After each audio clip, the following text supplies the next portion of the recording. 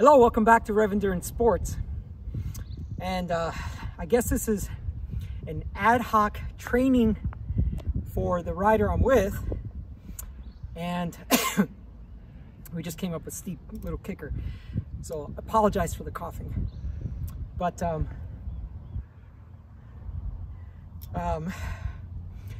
so an incident arrived or presented itself, and it gave me an idea for a quick video. I will do a deeper dive on this later, but what's important is to just get something out while it's fresh in my mind. So we're in San Diego. We have a lot of steep hills here, up, down, up, down, up, down. As a matter of fact, the ride that we're on now is about 31 miles and 3,800 feet of climbing. And then the last mile or two is back to the shop. So it's like 33, 34 miles with 3,800. So it's just constant up, down rollers, 10%ers, 8%ers, 15%ers. So we're coming down one of those, and it's easy for us to hit 40, 45, even 50 miles an hour on these just regular streets, traffic streets. By the way, the hills are way steeper inside the residential areas. But anyway, so these are the major roads. And the rider I'm with, light turned red, and I could see that based on the speed I was going, he wasn't going to make that stop bar in time. He was going to end up in that intersection.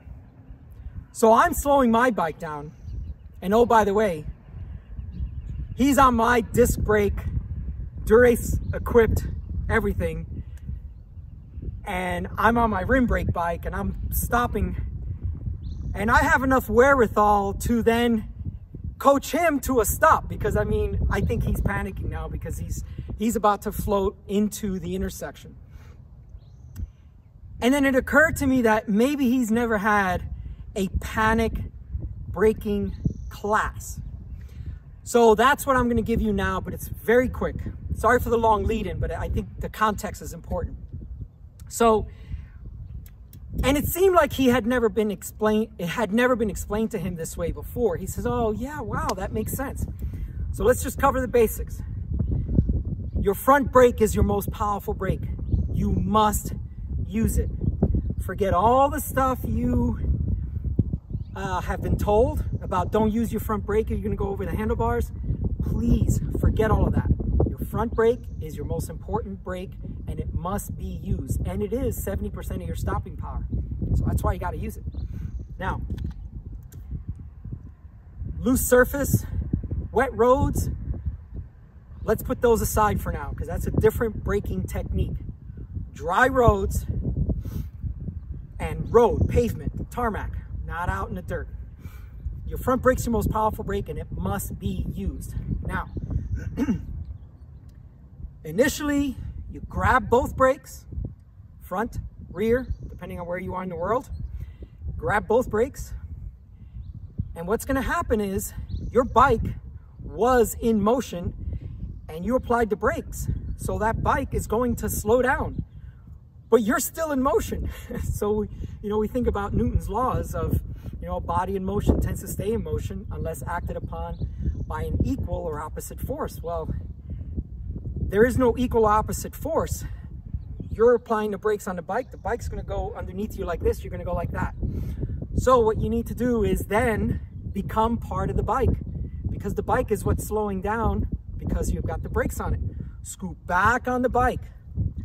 If you have to, lock out your arms, whatever technique you need to use, and you get off your saddle. Scoot your butt off the back of the saddle. And if you do that, because what was happening to this gentleman is his rear tire was starting to slide. And the reason that starts to slide or skip or chirp is because you've reduced the weight that's on the back of the bike. When you're riding normally, 60% of your weight's back here already. But once you start doing the panic brake, you're going forward. Push back, put weight back on that rear wheel, and now that brake becomes effective. It was skidding just a second ago. By the way, this is all happening within a half a second. So everything I'm explaining to you is happening within half a second to a second. Now your front is continuing to load up because the weight is going forward on the bike. So that front brake is becoming even more effective, which is a good thing. But you have to redistribute your body weight towards the back of the bike. So here's my prop. So I'm going to apply both brakes. And as I'm applying both brakes, I'm sliding forward. I'm going to scoop myself back off the back of the saddle. We'll do a video about this at another time. And of course, that front brake is more and more effective the more weight is going forward. So you scoop back, oopsie, you scoop back a little bit on off the back of your saddle to redistribute that weight. The more panic you get into, keep grabbing that front brake, because that's what's going to stop you. If you keep grabbing that rear brake, you're just going to keep sliding and you're going to lose control of the bike. So you want to be grabbing that front brake. And guess what? You still need to get out of your pedals, but that's another thing. But that's just something quick. And I know there's going to be people that, oh my God, no, never grab the front brake. And there's going to be a lot of hate in the comments down below, but I don't know. I've never crashed because I didn't have enough stopping distance before hitting something. I crashed because either there was wet road, loose over hard, so sand or dirt or something on pavement, and I lost traction on the tire. I don't know. I hit a car once, but that's because that car turned left into me. So none of it was because I grabbed the front brake too much and I went over the handlebars. I've never crashed that way, okay? On pavement. It's happened on dirt because, you know, you get really, really steep stuff, and I'm not a mountain biker, so I've got terrible mountain bike skills. Rear brake is your friend on a mountain bike, but out here on the pavement, front brake is your friend. I would love to hear what kind of questions and comments you guys have, but for the time being, we need to get back on the bike. So let's get going. Please like and subscribe. We'll see you up the road.